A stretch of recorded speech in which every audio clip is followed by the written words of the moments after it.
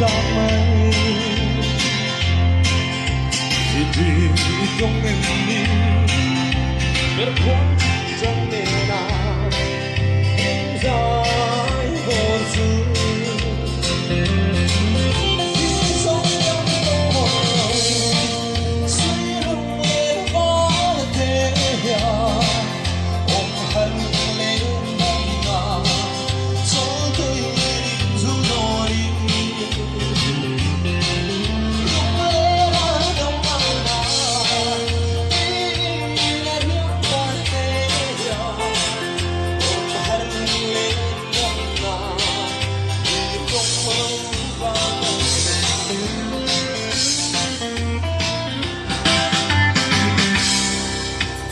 lung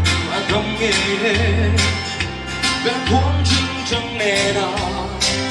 cho tôi định du đồn chú mà sẽ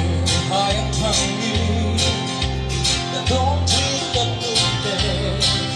cả là tình bác chuông giống đang trong một lòng suy lung lên phá là thế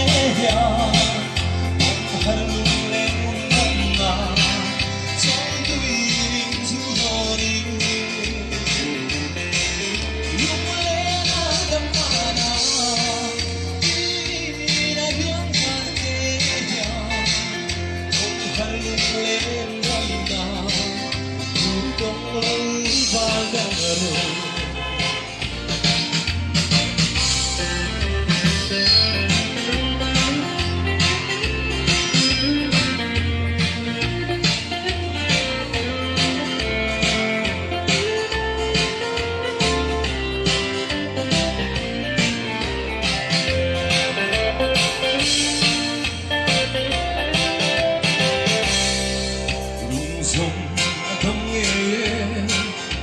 bên cuốn chinh trong ngày nào cho tôi định du đồn chú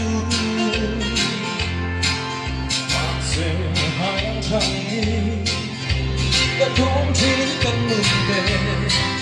có lại cánh vang chuông lớn Hãy subscribe cho